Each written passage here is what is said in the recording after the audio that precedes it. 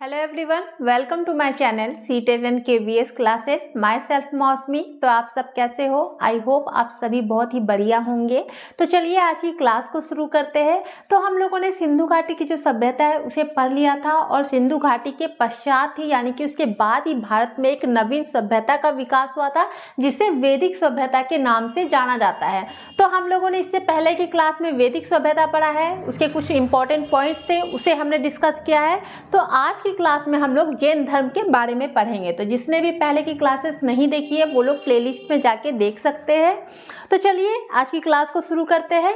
तो जैन धर्म के संस्थापक एवं प्रथम तीर्थकर कौन थे? तो वो ऋषभदेव थे। ये क्वेश्चन अधिकतर पूछा जाता है कि जैन धर्म के जो तीर्थकर थे या फिर जो जैन धर्म के संस्थापक थे वो कौन थे? तो वो ऋषभदेव थे। तो अब ये जो तीर्थकर है, ये तीर्थकर है क्या? ये कहा किसे जाता है? तो जो स्वयं तप के माध्यम से आत्मज्ञान प्राप्त करते थे, यानी कि स्वयं तपस्या के माध्यम से जो लोग तपस्या करते थे और तपस्या के माध्यम से ही उन्हें आत्मज्ञान यानी शिक्षा जो है उसे ज्ञान की प्राप्ति होती थी और जो पायाव के रूप में मानव कष्ट की नदी को पार कराता था, यानी जो भी क्रोध है, अभिमान है, छल है, उन पे विजय प्राप्त करना जो है जो सिखा दिया जाता था, जो लोग सिखा देते थे उन्हें ही तीर्थकर कहलाते थे। पहले क्या होता था? पहले जो जैन धर्म के अनुयायी होते थे, जो बौद्ध धर्म के अनुयायी होते थे, वो लोग क्या करते थे? वो लोग जो है तपस्या करते थे। तपस्या के द्वारा ही वो लोग शिक्षा को प्राप्त करते थे। वो लोग ज्ञान जो है वो उन्हें प्राप्त होता था और वो लोग दूसरे को शिक्षा देते थे ताकि उनके सारे कष्ट जो है वो दूर हो सके। उनमें क्रोध का, छल का, इन सभी चीजों पे विजय पाना यानी इन पे अपना काबू करना, इन पे अपना काबू कर लेना यानी उन पे काबू कर लेना यानी कि उनके कंट्रोल में हो जाना। वो चीज जो है उनका क्रोध हो गया, उनका अभिमान हो गया, उनके छल हो गए, ये सब चीज जो है वो उस मानव के कंट्रोल में हो जाए यानी उसके इच्छा के अनुसार हो। तो वो सारी चीज जो सिखाया जाता था उसे ही तीर्थकर कहलाते थे। प्रमुख जैन तीर्थकर और उनके प्रतीक चिन्ह। प्रमुख जैन तीर्थकर जो थे वो कौन थे और उनके प्रतीक चिन्ह यानी कि उनका जो चिन्ह होता था, प्रतीक चिन्ह, उनका पहचान का चिन्ह वो क्या होता था? तो जो जैन धर्म के कुल जो थे वो 24 तीर्थकर थे, यानी इसके 24 तीर्थकर थे, लेकिन हम लोग यहाँ पे 3 के बारे में पढ़ेंगे क्योंकि एग्जाम में इन तीनों के ही बारे में पूछा जाता है। तो एक्स्ट्रा नहीं पढ़ना है, उतना ही पढ़ना है जितना हमारे काम का हो। तो कौन कौन थे? जो पहले तीर्थकर थे वो कौन थे? तो वो ऋषभदेव थे, जिसका प्रतीक चिन्ह क्या था यानी कि उन्हें किस चिन्ह के द्वारा उन्हें पहचाना जाता था, उनका प्रतीक चिन्ह क्या था? तो सांड था। अब देखिए 23वें तीर्थकर कौन थे? तो पार्श्वनाथ थे। अब इनका जो प्रतीक चिन्ह था वो क्या था? तो वो सर्प का फन था, यानी जो सांप का जो फन होता है वो इनका प्रतीक चिन्ह था।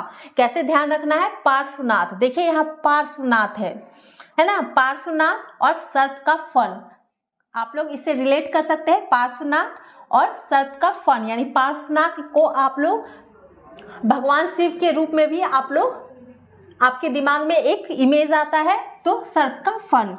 अब 24वें जो तीर्थकर थे वो कौन थे? तो वो महावीर स्वामी थे, जिनका जो प्रतीक चिन्ह है वो क्या था? वो शेर था। क्लियर है? पहले तीर्थकर कौन थे जैन धर्म के? तो ऋषभदेव थे, उनका प्रतीक चिन्ह क्या था? तो सांड था। और जो 23वें तीर्थकर थे वो पार्श्वनाथ था, जिनका प्रतीक चिन्ह क्या होता था? तो सर्प का फन यानी सांप का जो फन होता है वो था।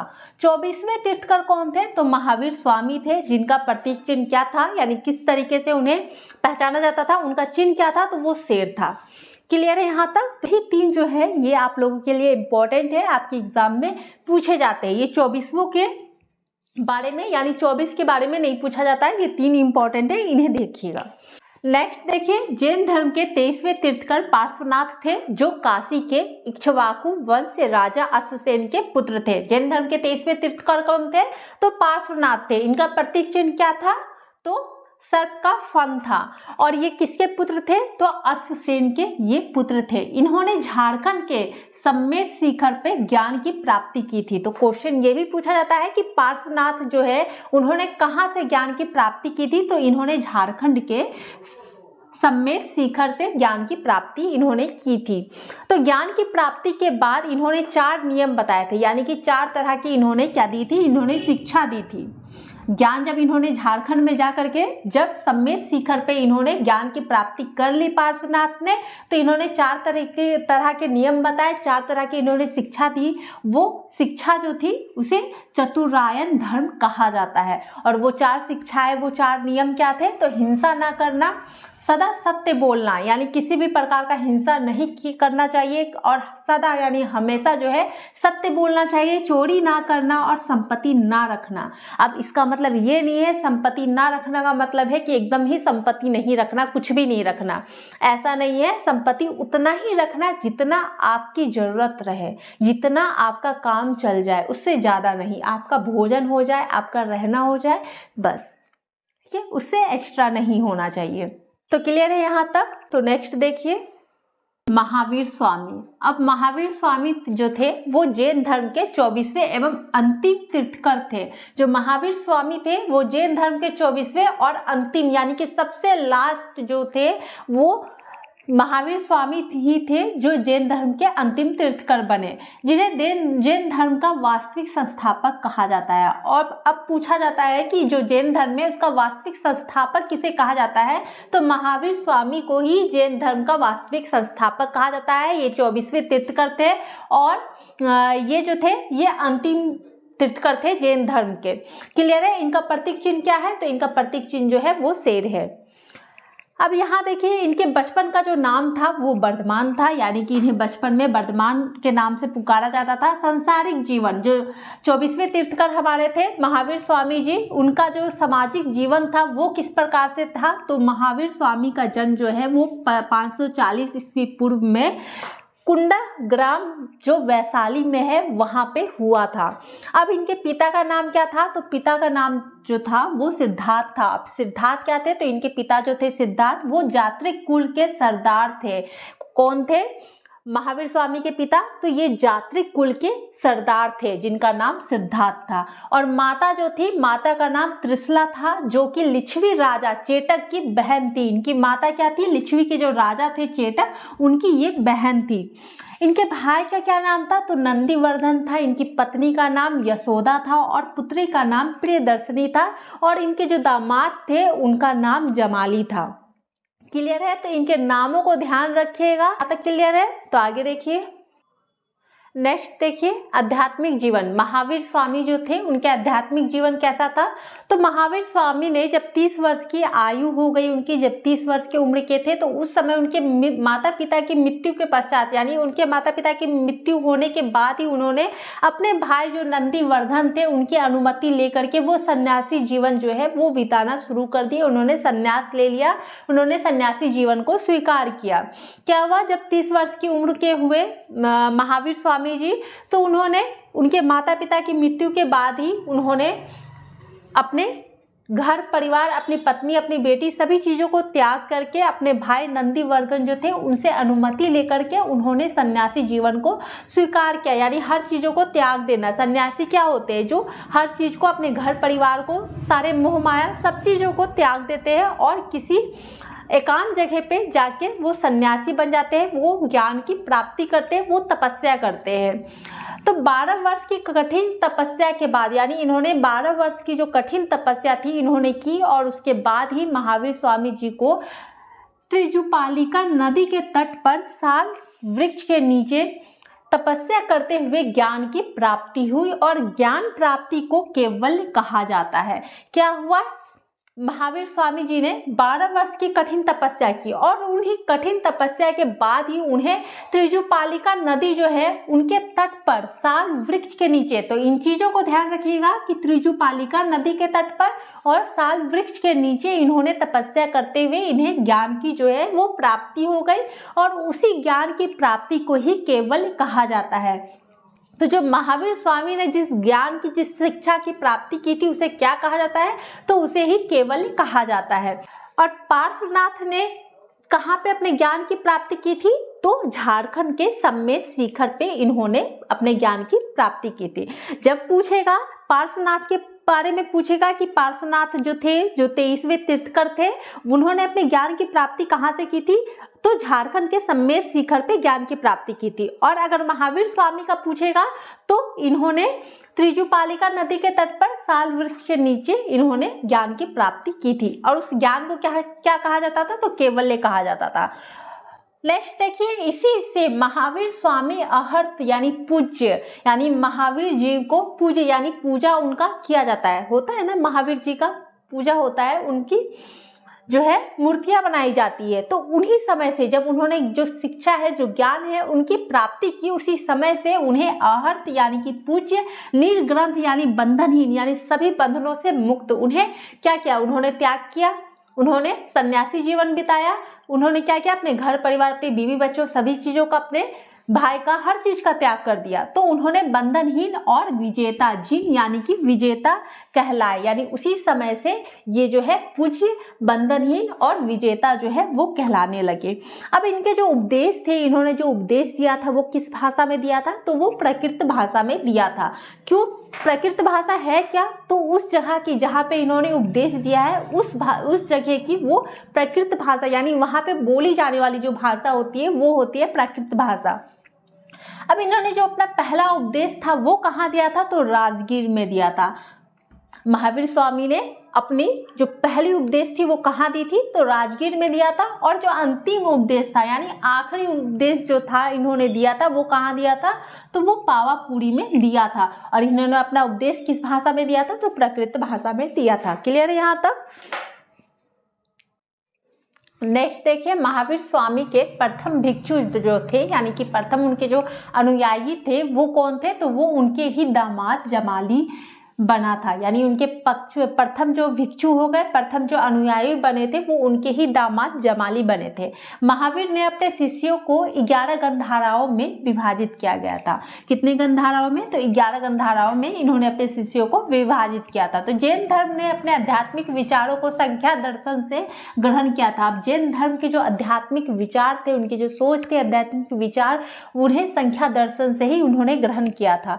अब यहाँ देखिए, ज्ञान प्राप्ति के बाद महावीर स्वामी ने कुल 5 नियम जो है वो बताए थे। यानी कि जब वो घर को अपने त्याग दिए थे, अपने परिवार, अपने बच्चों को जब उन्होंने त्यागा, वो सन्यासी बन गए, तो उस समय जो ज्ञान प्राप्ति उन्हें किए थे, उनके बाद, यानी पहले तो 4 नियम बताए थे, लेकिन ज्ञान प्राप्ति के बाद उन्होंने 5 नियम बताए थे, जिसे पचायन धर्म जो है वो कहा जाता है। अब वो 5 कौन थे, तो हिंसा ना करना, सदा सत्य बोलना, चोरी ना करना, संपत्ति ना रखना और ब्रह्मचार्य। तो ये 4 तो आप लोगों ने पहले भी पढ़ लिया है। जो 4 नियम बताए थे, तो वो नियम कब बताए थे, जब उन्होंने सन्यासी जीवन जो है नहीं बिताया था, उन्होंने शिक्षा ग्रहण नहीं की थी। जब उन्होंने सन्यासी जीवन बिताया, अपने घरों का त्याग किया, उसके बाद उन्होंने जो नियम बताए थे वो 5 नियम थे। तो इन चारों में एक ऐड हुआ, वो क्या था, तो वो ब्रह्मचार्य था। तो हिंसा ना करना, यानी किसी प्रकार का हिंसा ना होना चाहिए, सदा सत्य बोलना, चोरी ना करना, संपत्ति ना रखना, यानी कि जितनी आपको जरूरत है, जितना आपका जीवन चल जाए, आपके खाने के लिए, आपके रहने तक का आपका काम चल जाए, बस उतना ही संपत्ति आपको रखना चाहिए। उससे एक्स्ट्रा जो है आपको उस संपत्ति को अपना नहीं समझना चाहिए। और ब्रह्मचार्य यानी कि सभी चीजों को त्यागना, घर परिवार को छोड़ के शिक्षा जो है वो प्राप्त करना। क्लियर है यहाँ तक। तो यहाँ देखिए, महावीर स्वामी ने त्रिरत्न दिए थे, या फिर ये भी पूछा जाता है कि जैन धर्म के जो त्रिरत्न थे वो कौन से थे, या फिर महावीर स्वामी ने जो त्रिरत्न दिए थे वो कौन से थे। तो कौन से थे, तो सम्यक दर्शन, सम्यक ज्ञान और सम्यक आचरण। तो ये सम्यक होता क्या है, सम्यक मतलब होता है प्योर, यानी कि शुद्ध, यानी कि शुद्ध। तो सम्यक दर्शन क्या है, तो जैन धर्म के जो तीर्थकर होते हैं, जैन तीर्थकर जो होते हैं, उनके द्वारा जो भी बताए गए मार्गदर्शन है उस पे चलना, उन पे विश्वास करना, ये होता है सम्यक दर्शन। और सम्यक ज्ञान जो है वो क्या होता है, तो जैन सिद्धांत का जो पूर्ण ज्ञान होता है, यानी जैन सिद्धांत जो है उनका जो भी ज्ञान होता है, उन सभी ज्ञानों को सम्यक ज्ञान कहते हैं, यानी कि प्योर नॉलेज कहते हैं। सम्यक आचरण, अब सम्यक आचरण क्या होता है, यानी कि अच्छे कर्मों को अपनाना, जो भी अच्छे कर्म है उनको अपनाना और जो भी बुरे कर्म है उनका त्याग करना। क्लियर है यहाँ तक।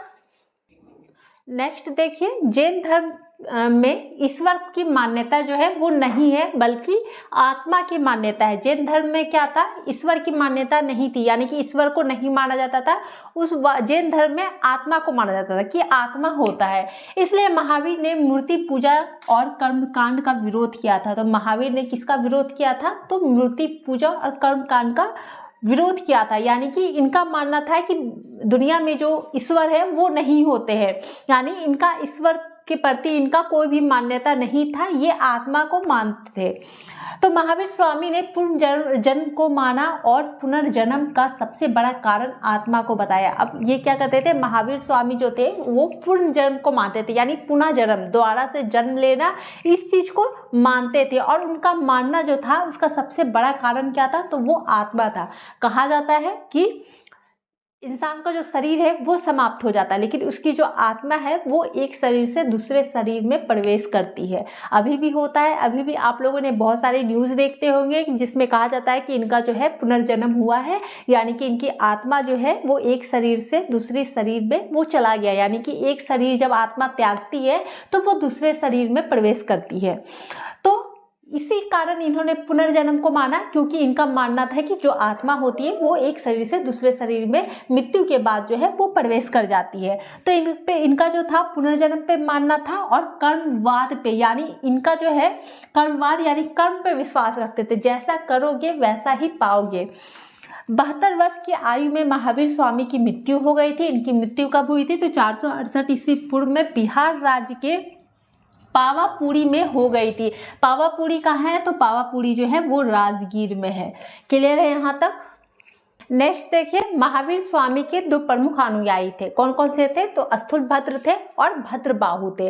और जिस अनुयायी ने, यानी कि जिसने स्थूलभद्र से शिक्षा ग्रहण की थी, उस अनुयायी को क्या कहते थे, तो श्वेतांबर कहते थे। और जिसने भद्रबाहु से शिक्षा ग्रहण की थी, उनके अनुयायी को क्या कहते थे, तो उनके अनुयायी को दिगंबर कहते थे। अब ये जो श्वेतांबर होता है, श्वेत वस्त्र धारण करने वाले, यानी कि जो सफेद वस्त्र जो है वो धारण करते थे, उसे श्वेतांबर कहा जाता है। और दिगंबर कौन होते थे, जो नग्न रहने वाले। यानी आप लोगों ने देखा होगा कि कुछ कुछ अनुयायी जो होते हैं जो श्वेत वस्त्र यानी कि सफेद वस्त्र जो है वो धारण किए हुए रहते हैं। आप लोगों ने बहुत जगह पे देखा होगा कि जो भी तीर्थ स्थल है, यानी कि जैन धर्म के जो भी तीर्थ स्थल होते हैं, वहाँ पे आप लोगों ने अधिकतर देखा होगा कि सफ़ेद वस्त्र पहने जो है वो अनुयायी जाते हैं या फिर कुछ भी कर रहे होते हैं। तो वो जो सफ़ेद वस्त्र धारण किए रहते हैं उन्हें ही श्वेतांबर कहा जाता है। और भी बहुत जगह आप लोगों ने देखा होगा कि बहुत तीर्थ स्थल होते हैं, वहाँ पे आपने एक मूर्ति देखी होगी जो नग्न रूप में मिलती है, यानी कोई भी वस्त्र जो है वो पहने हुए नहीं रहते, वो नग्न रूप में रहते हैं। या बहुत से ऐसे तीर्थकर भी होते हैं जो नग्न रूप में होते हैं, तो वो क्या होते हैं, वो दिगंबर होते हैं। क्लियर है यहाँ तक। अब नेक्स्ट देखिए, मगध में 12 वर्ष का भीष्म अकाल पड़ा, जिसके कारण भद्रबाहु अपने अनुयायी के साथ दक्षिण भारत में कर्नाटक चले गए। क्या हुआ था, जब मगध में 12 वर्ष का जब भीष्म अकाल पड़ा था तो उसके कारण क्या हो गया था, भद्रबाहु जो थे वो अपने अनुयायी के साथ जो है वो दक्षिण भारत जो है कर्नाटक की ओर चले गए थे। तो भद्रबाहु है, ये है कौन, तो जो जैन धर्म की जो जीवनी होती है वो भद्रबाहु के द्वारा ही रचित थी। तो वो क्या किए थे, उन्होंने और उनके अनुयायी के साथ वो दक्षिण भारत में कर्नाटक की ओर चले गए थे। क्यों चले गए थे, तो भीष्म अकाल पड़ने के कारण चले गए थे। तो उनके साथ क्या हुआ था, चंद्रगुप्त मौर्य जो थे वो भी उनके साथ ही आए थे, और जिन्होंने कर्नाटक में श्रवणबेलागोला में सलेखना विधि के द्वारा अपना प्राण जो है वो त्याग दिया था। तो सलेखना विधि के द्वारा किसने अपना प्राण त्यागा था, तो चंद्रगुप्त मौर्य ने त्यागा था। और सलेखना विधि जो है ये है क्या, तो ये विधि जो है ये एक तपस्या है, यानी कि इस तपस्या में क्या होता है, अन्न भोजन जल जो है सभी चीज़ों को त्याग देना। इस तपस्या में भोजन और जल जो होते हैं उन्हें त्याग दिया जाता है। और यही तपस्या में चंद्रगुप्त मौर्य जो है उनकी मृत्यु हो गई थी, उन्होंने अपना प्राण त्याग दिया। अब जैन धर्म के कुछ प्रमुख राजा, यानी जिन्होंने कुछ प्रमुख राजा थे जिन्होंने जैन धर्म को अपनाया था, तो वो कौन कौन से थे, तो वो उदयीन थे, वंद राजा थे, चंद्रगुप्त मौर्य थे, और कलिंग नरेश खाखेल थे, राष्ट्रकूट राजा अमोघ वर्ष थे, और चंदेल के शासक थे। क्लियर है। तो ये सब जो राजा थे उन्होंने जैन धर्म को अपनाया था, यानी कि जैन धर्म के कुछ प्रमुख ये राजा थे, यानी इन्होंने जैन धर्म को अपनाया, जैन धर्म के अनुयायी थे, ये लोग जैन धर्म को मानते थे।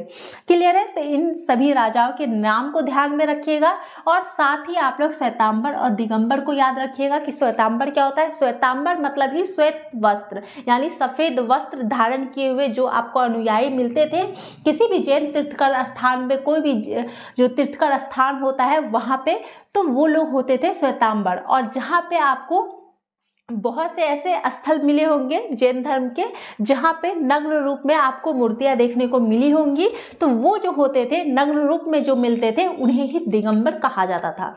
क्लियर है यहाँ तक?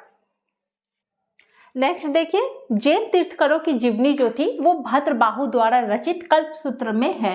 तो जैन तीर्थकरों की जीवनी किसके द्वारा रचित है? तो भद्रबाहु के द्वारा रचित है। और ये किस पे है, ये किस में देखने को मिलती है? तो ये कल्पसूत्र में है। क्लियर है? अब जैन साहित्य देख लीजिए। अब जैन साहित्य जो होता है ये किसी एक काल की रचना नहीं है, इसका संकलन जो है भिन्न भिन्न कालों में मिलता है, यानी अलग अलग कालों में इनका संकलन जो है वो देखने को मिलता है। तो जैन साहित्य जो होता है उसे आगम कहा जाता है। क्या कहा जाता है? तो आगम कहा जाता है। अब आगम का अर्थ क्या होता है? तो इसका अर्थ होता है सिद्धांत। अब यहाँ देख लीजिए जैन साहित्य, यानी कि जैन धर्म के कुछ प्रमुख साहित्य थे, वो कौन कौन से थे और कितने थे।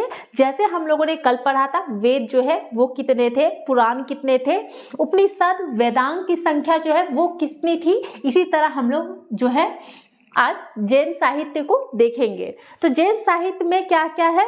12 अंग है, 12 उपांग है, 10 प्रकीर्ण है और 6 छेद सूत्र है और 4 जो है वो मंगल सूत्र है। अब इस मंगल सूत्र को आप लोग पहनने वाला मंगल सूत्र मत समझ लीजिएगा। ये है क्या? तो ये जैन धर्म के साहित्य है। ये क्या है?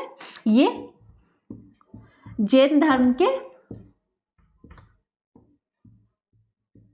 साहित्य है। क्लियर है? तो इसे पहनने वाला मंगलसूत्र नहीं समझना है, इसे जैन धर्म का साहित्य समझना है। जैन धर्म के ये सारे साहित्य है जिसमें अंग की संख्या 12 हो गई, उपांग की संख्या भी 12 हो गई, प्रकीर्ण की संख्या 10 है, छेद सूत्र की संख्या 6 है और मंगलसूत्र की जो संख्या है वो 4 है। क्लियर है यहाँ तक? नेक्स्ट देखिए, कुछ प्रमुख जैन मंदिर है वो कौन कौन से हैं और कहाँ पे है? तो मौर्य काल में मथुरा जैन धर्म के प्रमुख केंद्र था। मथुरा कला का ही संबंध जो है वो जैन धर्म से है। तो किस कला का संबंध जैन धर्म से है? तो मथुरा कला का संबंध जैन धर्म से है। कर्नाटक के चामुंड शासकों ने श्रवण बेलागोला में विशाल बाहुबली की मूर्ति, यानी कि जिसे गोमेश्वर की मूर्ति का निर्माण जो है वो करवाया था। तो जो बाहुबली की मूर्ति है ये कहाँ पे है, किसने करवाया था इसकी मूर्ति का निर्माण? तो कर्नाटक के चामुंड शासकों ने। देखिए, मध्य प्रदेश के चंदेल शासकों ने खजुराहो में जैन मंदिर का निर्माण करवाया था।